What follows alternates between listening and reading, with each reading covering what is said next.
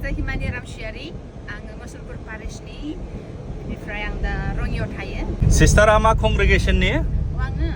Sisters of Our Lady of Fatima शर्टआव Fatima sisters Fatima sisters दङ रङियाव दि school नुयोना फातिमा स्कुल बेबो नोंसिनि ना क्लास 12 सिम दं नार्सारिनिफ्राय क्लास 12 सिम बेनिफ्राय मोनसे दङ दंबोयो बे सेफ्टि बुङो बेखौहाय आर्मि केम्प दं बिनि खाथियाव सेन्टारनि खाथियाव सिस्टार जानाया बेसेबां बोसोर जाखो आङो 15 बोसोर जाबाय वा 15 years इजि नङा सोरबाफोर जुदि नों बायदि सिस्टार जानो लुगैदोंबा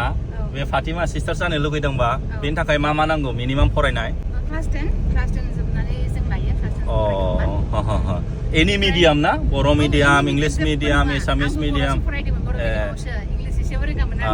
ओरैबायदि स्मार्ट जाबाय नुवाखै सिस्टारा फैनानैसो रोंबाय गभर्नमेन्टआवहाय जोंनि सिस्टारफोरा फोरोङो जेब्ला जों जइन खालामो बोसोरसे बिसोरो इंलिश फोरोङो आर'जफोरखौहाय फोरोङो बेबायदिनो रोंनो थाबनो रोंनो हायो होनलाय सोरबाफोर जुदि 10 पास फरायनानै ओरैनो दं एबा सिस्टार जानो लुगैदोंबा सिस्टार हिमानि रामसियारि बेखौ कन्टेक्ट खालामनो हागोन ओमफ्राय सिस्टार मोनाबो इउट्युब चेनेल दं दे गावसिनि कंग्रेगेशननि फातिमा सिस्टार्सफोरनि इउट्युब चेनेलनि नामा मा नाम sister Fatima sisters north east नोंथांमोनहा सिस्टारनिफ्राय खोनाबाय फातिमा सिस्टार्स नर्थ इस्ट दा बयखौबो आङो रिक्वेस्ट खालामो स्पेसियेलि जोंनि काथलिक ख्रिस्टानफोर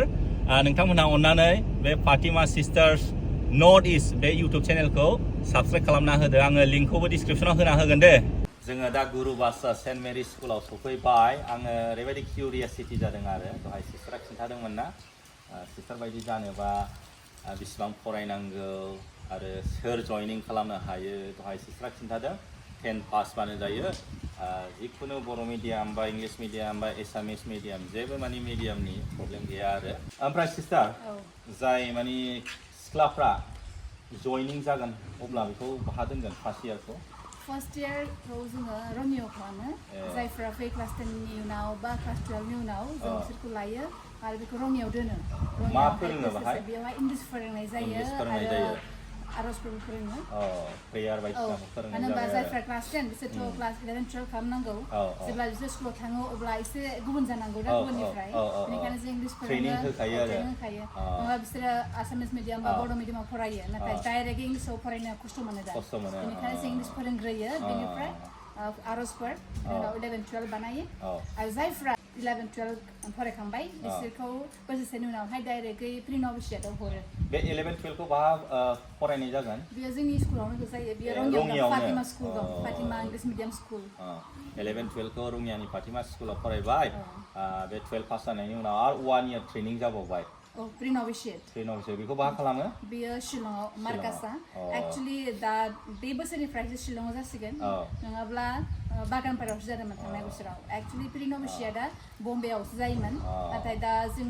चान्स होदों दे नर्थ इस्टआवनो बानायनो बेनिखायनो लास्ट इयार माबायाव बागानपारायावहाय जागायजेनदों बेनिफ्राय बे बोसोरनिफ्राय शिलंआव थांसिगोन मार्कासायाव 1 इयार प्रि नभिसियेट कमप्लिट खालामनानै आरो बहा थांगोन बिसोरो पुनायाव थांगोन जोंनि मादार हाउसआव नभिसियेट 2 इयार्स बेयावनो सिस्टार जाखायो बोसोरनि उनावहाय आरो बे बोसोरनियाव बिसोर सोलोङो माबोरै सिस्टार जानांगौ मा खामानि मावनांगौ बोरै थानांगौ सिस्टार लाइनावहाय कमिउनिटियाव बोरै थानांगौ बेखौ फोरोंनाय जायो आरो ओमफ्राय सिस्टार नोंसिनि बे कंग्रेगेशन फातिमा सिस्टार्स बिसोरो मा खामानि मावो मा सार्भिसेस जों गासै खामानियावनो जों हेफाजाब होयो लाइक जोङो गोरिबफोरनि थाखाय हिन्जावफोरनि थाखाय महिलाफोरनि थाखाय आरो जोङो केटेगिजम क्लास लानाय आरो ससियेल वर्क एडुकेशन आरो हेल्थनिबो खामानि मावो बेबायदि इयुथफोरनि थाखायबो अब्ला नोंथांमोनहा सिस्टारनिफ्राय खोनाबाय जायफ्रा 10 पास जानानै एबा 12 पास जानानै ओरैनो गोदाव सोराव दं मा खालामगोन मा खालामा ओरैनो जुदि लाइफआव कनफिउज जानानै दंबा नोंथांमोनहा सिस्टारखौ कन्टेक्ट खालामदो आरो इसोरनि हाबा मावनो नाजादो ससियेल सार्भिस मावनो नाजादो सिस्टारखौ कन्टेक्ट खालामबानो जाबाय इन्स्टाग्राम आइडिबो दं सिस्टारना आङो स्क्रिनाव होनानै होगोन